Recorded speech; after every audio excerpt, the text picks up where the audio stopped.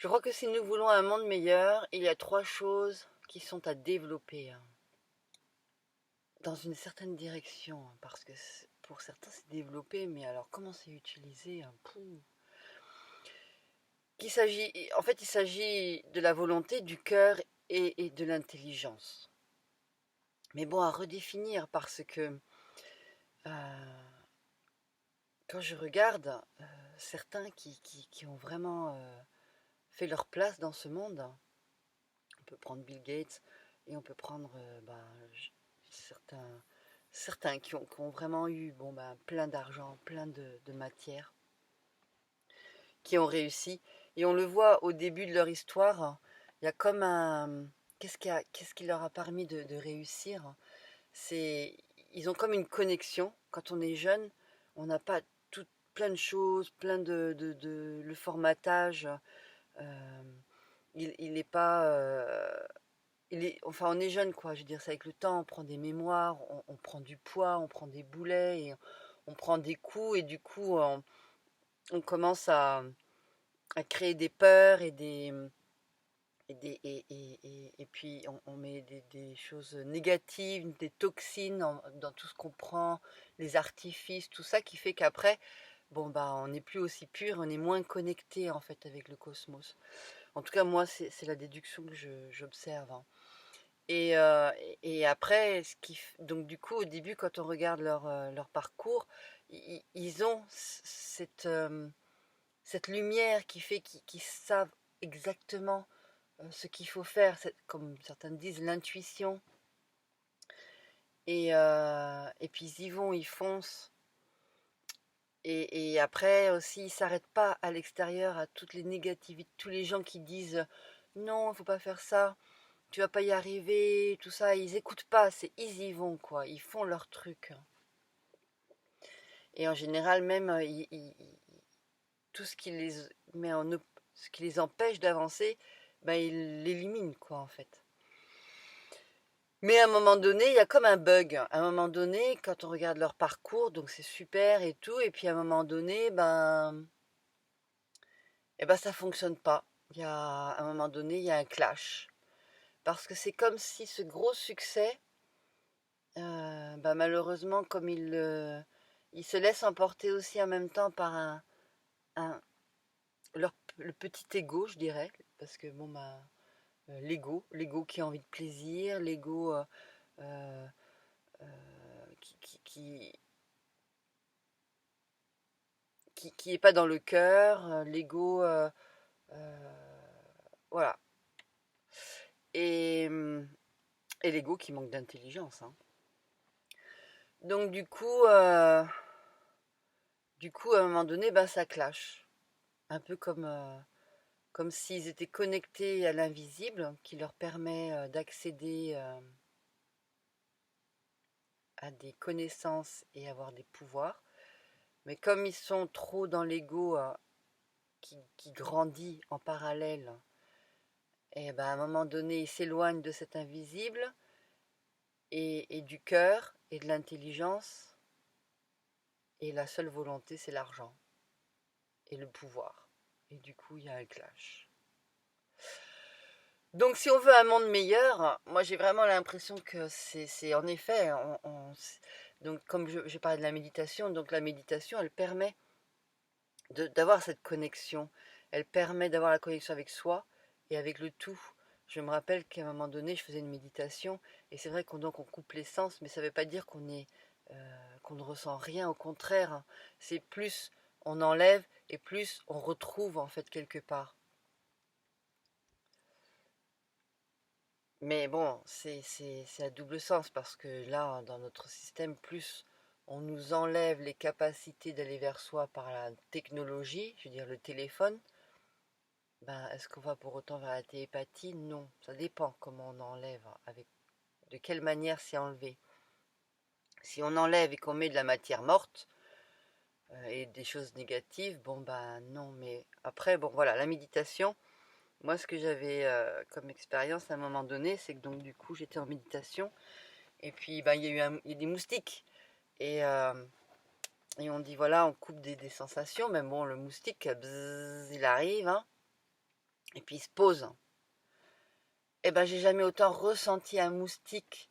Je l'ai vraiment ressenti piquer, sucer le sang. Ah ouais, c'était tellement intense que ben, du coup, oui, à un moment donné, je suis sortie de mon état méditatif parce que je le ressentais tellement, quoi, en fait. Donc du coup, se mettre en état de méditation, oui, on peut partir des fois, on est coupé complètement de son corps, mais des fois on ressent tout ce qui est autour de nous, comme on peut se mettre dans des états et on voit les choses comme dans, vous avez peut-être lu La prophétie des Andes, où il y a le film, la Célestine prophétie, où on se met dans un état et on voit la lumière des plantes, les auras, on voit tout, quoi, en fait. Donc, ça, c'est des états modifiés de conscience. Et, et, et, euh, et quand on est dans ces états-là, donc on est en relation vraiment avec ce qui nous entoure, hein. Et c'est un peu, je pense que si on veut un monde meilleur, hein, c'est un peu vers ça qu'il va falloir aller parce que là, on va vers une technologie, alors c'est super, du confort et tout, mais en même temps, elle nous éloigne. Alors peut-être que les nouvelles générations, euh, elles ont accès à certaines capacités et que même si la technologie, ça n'empêche pas d'éloigner, c'est malheureusement souvent l'extérieur après avec leurs trucs et puis tout ce qu'ils mettent dans le corps et tout qui fait que bon. Mais en attendant, je reviens euh, sur cette intelligence de la volonté. Alors c'est pas une volonté, hein, je dis intelligence de la volonté parce que c'est développer sa volonté, mais c'est pas développer sa volonté, je veux de l'argent, je veux du confort, je veux plein de choses. C'est développer une volonté dans le sens où il y a un problème et j'ai la volonté de trouver la solution. Il y a quelqu'un qui n'est pas bien, j'ai la volonté d'harmoniser. Et pas j'ai la volonté, je sais pas, cette volonté du système, je veux plein d'argent, je veux construire, je veux quelque chose qui me plaît, qui est beau mais dans la destruction. Pas ce genre de volonté. En fait, dans toute chose, il y a comme on dit, il y a l'envers, il y a en haut et en bas. Et ce qui est en haut est pareil qu'en bas. Et il y a comme dans quelque chose plusieurs visions, d'où la physique quantique, hein, qui explique bien. Ça, c'est un truc à regarder, Greg Braden. Comment le monde fonctionne maintenant aujourd'hui, on le sait. Je veux dire, l'atome, à la base, bon, je ne suis pas scientifique, donc du coup, je vais essayer de reprendre, mais le mieux, c'est d'écouter cette conférence,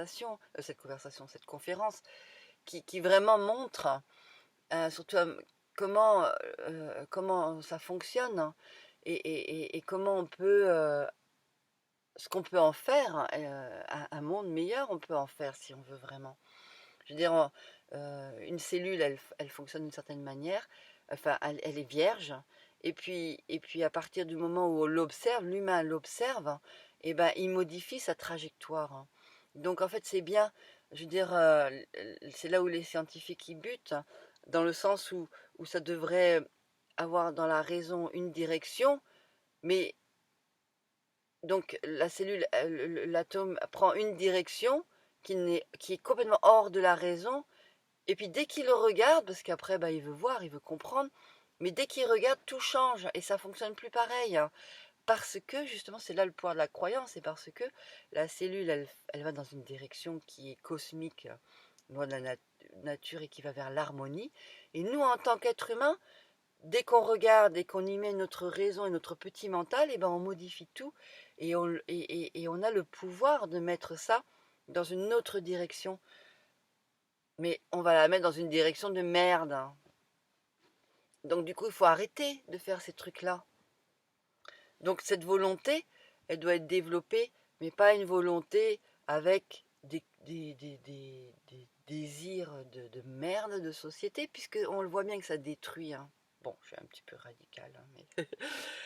Bon, bien sûr que cette merde, elle permet de voir la lumière, l'ombre permet de voir la lumière, et la lumière permet de voir l'ombre. Mais bon, à un moment donné, il faut arrêter, quoi, faut passer à autre chose, hein. Donc du coup, une volonté qui est d'harmoniser. Et après du cœur, hein. Je veux dire, ok, on souffre tous, ok, on a tous des malheurs et tout, mais est-ce que ça, je veux dire, il faut pour autant arrêter le cœur, et alors pas le cœur, genre je vais te sauver, ou le cœur, je vais donner plein d'amour, parce que l'amour, le cœur, c'est, il y a de l'amour, il n'y a pas de l'amour, on le ressent pas. C'est pas, tiens, je fais un plat d'amour et puis je te le donne. Si je fais les choses avec amour, et un point, c'est tout. Et l'autre, il prend pas. Je veux dire, on va pas commencer à penser. De toute manière, à partir du moment où on commence à penser, c'est plus de l'amour. L'amour, c'est libre. L'amour, c'est, on ressent, c'est, c'est de l'amour. Et puis, voilà. Et on n'y pense pas. On fait avec amour. On fait avec l'amour, c'est de la chaleur, c'est de la joie.